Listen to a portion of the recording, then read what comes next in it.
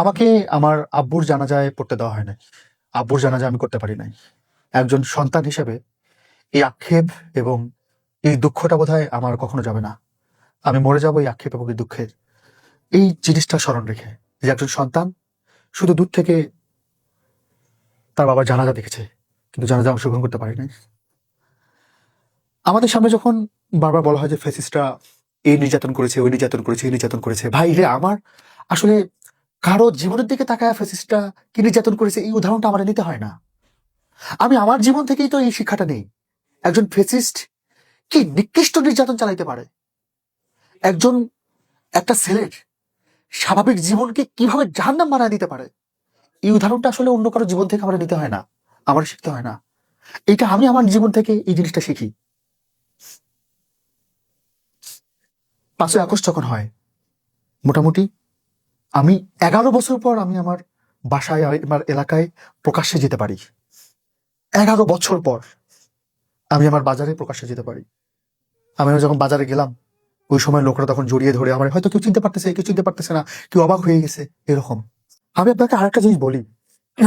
আমি ট্রেনে করে যাচ্ছিলাম, আসরের নামাজের সময় ট্রেনে যে কেবিন ছিল আসরের নামাজের, নামাজ পড়ে আমি নামাজে ঢুকবো, কিন্তু ওই সময় একজন নামাজ শেষে বের হবেন, উনি আমার চোখের দিকে তাকাচ্ছেন, আমিও ওনার চোখের দিকে তাকাচ্ছি। হঠাৎ করে সে মানে বললো, ইয়া তুমি মাহমুদ না?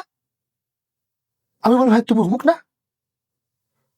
একেবারে জড়িয়ে ধরলো, অনেকগুলো মানুষ আমরা জড়িয়ে ধরে সে হাউমাউ করে কান্না শুরু করে দিল। আমি কিছুটা আশ্চর্য হয়ে গেছি যে কি অবস্থা, মানে সে তো বন্ধু আমার, সে আমার জড়িয়ে ধরে কাটতেছে কেন এরকম। পরে সে চোখ মুছতে মুছতে আমাকে বলতেছে যে, দোস্ত তুই বেঁচে আছিস? আমি জানি ক্রস ফায়ারে তোকে মেরে ফেলা হয়েছে। মানে একজন মৃত লোককে সে ট্রেনে দেখে, মানে কি অবস্থা হতে পারে, ঠিক এই অবস্থা তার হয়েছে। মানে আমি বলতেছি যে ফ্যাসিস্ট আমাদের জীবনটারে জাহান্নাম বানিয়ে দিয়েছিল। প্রচুর লোকদের কাছে আমরা মারা গিয়েছি, প্রচুর লোকরা জানেন আমরা মারা গিয়েছি। আমরা দুনিয়াতে নাই, আমরা পৃথিবীতে নাই, আমাদের কারোর সাথে যোগাযোগ করার উপায় ছিল না। আমার আব্বুর মৃত্যুটা খুবই করুণ। আমার আব্বু পুলিশি ভয়ে উনি রাতে অন্য একজনের বাসায় গিয়ে থাকতেন।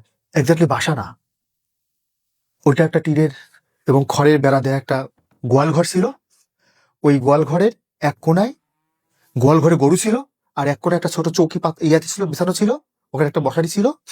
ওখানে আব্বু রাতের বেলা থাকতেন, রেগুলার থাকতেন ওখানে। এবং থাকতে থাকতে কি হয়, উনি এক রাত্রে ওখানে স্ট্রোক করেন। রাত্রে কখন স্ট্রোক করেন আমরা কেউ জানি না। সারা রাত ধরে ওনার রক্তক্ষরণ হয়। ফজরে যখন আমার আম্মু তাকে ডাকতে যান, গিয়ে দেখেন যে ওনার এই অবস্থা। এভাবেই উনি আরো কিছুদিন বেঁচেছিলেন, কয়েক বছর বেঁচেছিলেন। তারপর 2021 সালে উনি আবারও স্ট্রোক করেন। ওই স্ট্রোকে উনি মারা যান, পৃথিবী থেকে চলে যান। আমি তখন ঢাকায়। তো একজন সন্তান হিসেবে আমি কি করলাম, আমি ঢাকা থেকে রওনা দিয়ে দিলাম বাড়ির উদ্দেশ্যে। বাড়ির লোকজন, আত্মীয় স্বজন, মেহমান যারা আছেন, এরা চিন্তা করলেন যে আমারে কোনোভাবেই তারা আসতে দিবেন না। কেন? তারা বললেন যে তুমি আসলে তোমাকে গ্রেপ্তার করবে। একটা ফ্যামিলিতে একই সঙ্গে দুইটা শোক সামলানোর মতো অবস্থায় নাই। আর আমার অবস্থা হলো যে আমি আমার আব্বুর জানাজায় যাব, যে কোনো ভাবে আমি যাব, আমি গ্রেপ্তার হই যা হই, আমি ওখানে যাব। আমি আমার বাবার বড় সন্তান, বাবার আদরের সবটুকু, একজন বাবার প্রথম সন্তান যতটুকু আদর পাওয়া দরকার, এর কোনো কিছু মানে একটু কম পাইনি আমি। আমার পরিবার সিদ্ধান্ত নিল তারা আমাকে জানাজা অংশ দিতে দেবে না, বিকজ অব সাদা পোশাকে অনেক লোকজন ঘোরাফেরা করতেছে, তারা আমাকে এখানে গ্রেপ্তার করবে। আমার জন্য দুঃখের বিষয় হলো যে শেষ পর্যন্ত আমি আমার বাবার জানাজায় অংশ নিতে পারি নাই। আমি শুধু বলেছি যে আর 1 ঘন্টা দেরি করেন, 2 ঘন্টা দেরি করেন। 1 এবং 2 ঘন্টা দেরি করলে আমি ওই সময় বাড়িতে পৌঁছবো বিধায় তারা দেরি করে নাই। মানে আমার আসার, বাসায় যাওয়ার আগেই আমার আব্বুরে দাফন কার্য সম্পাদন করা হয়েছে। আমি যখন গাড়িতে বসে, আমার ফ্রেন্ডরা বারবার বলতেছিল যে তোমার আব্বুকে দেখো, আঙ্কেলকে দেখো। আমি বললাম যে না, আমি দেখবো না। আমার আব্বু চৌকিতে শুয়ে আছেন, এই দৃশ্য দেখার শক্তিটা আমার নাই। আমি এই যে দূরে পালায় পালায় আছি, আমি ওনারা দেখি না। এই অবস্থায় থাক, আমি মনে করি আব্বু এখনো আমার মাঝে জীবন্ত আছেন, বেঁচে আছেন। কিন্তু ওনার এই নিথর শরীর আমি দেখলে সহ্য করতে পারবো না। তা আমি আমার আব্বুকে দেখি নাই। সেই দৃশ্যে একজন মানুষের আকাঙ্ক্ষা থাকে কি, যে নিকটতম কেউ মারা গেলে তার মুখটা একবার দেখার জন্য, যে তার মুখটা একবার দেখবো। এইরকম আকাঙ্ক্ষা আমার জাগে নাই। আমি আমার আব্বুর মুখ দেখি নাই। এই আমার আব্বুরে, আমার আব্বু আমার জন্য একজন আইডল, আদর্শ। আমি যখন কোনো মিছিলে স্লোগান দিতাম, যখন কোনো ভুল হইতো, উনি আমরা সংশোধন করে দিত, এই স্লোগান এরকম করে দিনা, স্লোগান এরকম করে দিতে হয়। তো এই আব্বু যখন নিজে একজন মাজলুম হলেন, এই মাজলুমের জানাজায় তার ছেলে অংশগ্রহণ করতে পারলো না, এটা মানে আমি বলতেছি যে একজন ছেলে হিসাবে আপনি চিন্তা করেন, আপনি পৃথিবীতে আছেন, বাংলাদেশে আছেন, আপনি জানাজায় যেতে পারবেন, কি তবে যেতে পারতেছেন না, কারণ একই সঙ্গে দুইটা শোক আপনার ফ্যামিলি নিতে পারবে না। ফাইনালি আমি যেতে পারি নাই। গোপনে আব্বুর কবরে যেতে হয়েছে, কবর জিয়ারত করে আবার তাৎক্ষণিক বাসা থেকে বের হয়ে চলে আসতে হয়েছে। তো ফেসিবাদী আচরণ, এই জিনিসগুলোরই আমি কারো থেকে আমার নিতে হবে? তাই আমি তো নিজেই এর শিকার। আমি শুধু নিজে না, আমার মতো হাজার হাজার ভাইয়েরাই এরকম শিকার। আমার বড় আব্বু যখন মারা যান, বড় চাচা যখন মারা যান, আমার কাজিনরা তার জানাজায় অংশ নিতে পারে নাই। আমার বড় চাচি যখন মারা যান, তার জানাজায় আমরা অংশ নিতে পারি নাই।